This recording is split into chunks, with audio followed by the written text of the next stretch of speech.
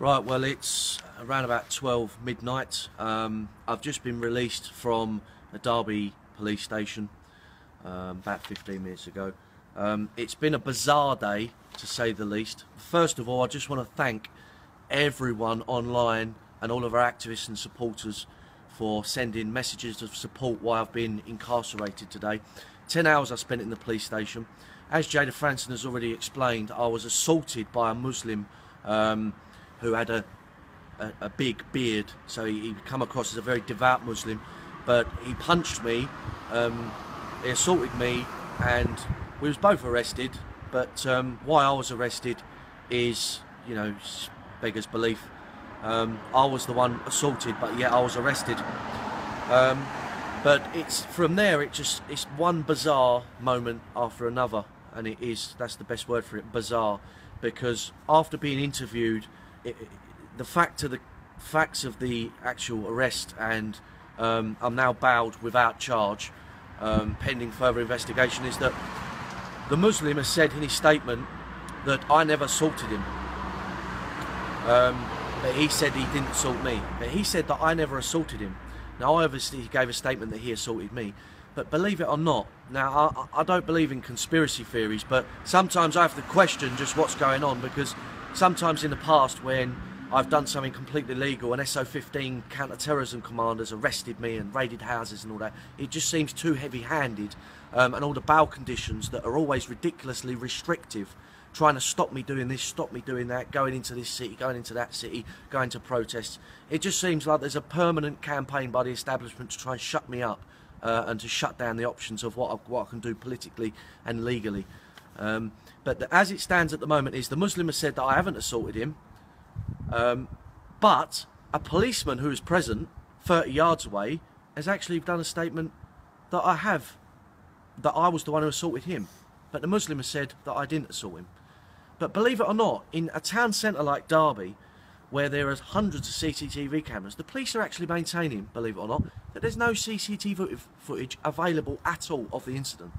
I find that to just be too fantastical to believe. So you've got a policeman who's saying I threw a punch at a Muslim. You've got a complete absence of CCTV footage, but the Muslim and myself both agree that I didn't throw any punches, I didn't assault anyone.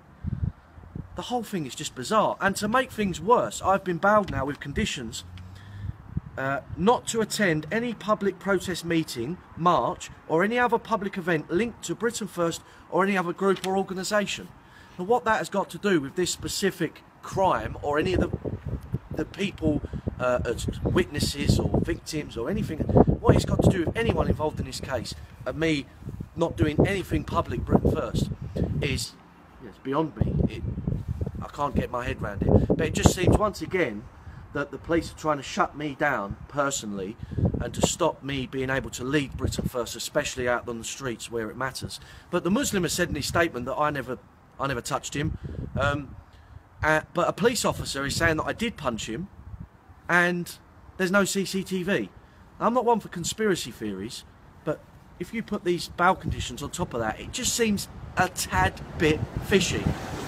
So I've been released now. I want to thank Jada Franson for assuming control of the protest today. It went down very well. We marched with dignity and all, like, real professional organisation, with flags and banners and Knights Templar battle flags through Derby. It was a real spectacle. It was something of a big departure from the usual rabbles you see out on the streets, purporting to be patriots in this country. So I want to thank Jada Franson for doing a good job in taking over when I was arrested.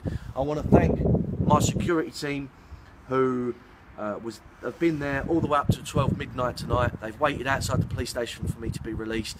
You know, I owe a lot to these guys. They're absolute first class and they do a brilliant job, and I want to take my hat off to them and say, you know, thank you very much for doing a good job today. But that's the way things are stand at the moment, and I'll give more updates shortly. The video from Derby today, the march we had through town, will be available tomorrow, and all I can say is I'm just gobsmacked at today's events.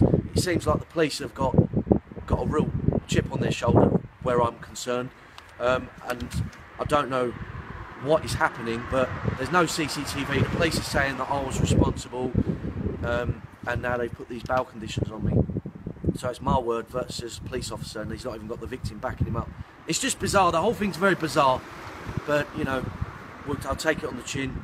And I can say categorically that this, I will not be observing. I will not be staying in my house and avoiding all Britain First public events. I will be going on further days of action. I will be going on protests. It's got nothing to do with this case, and it's my democratic right to do so. So more updates shortly.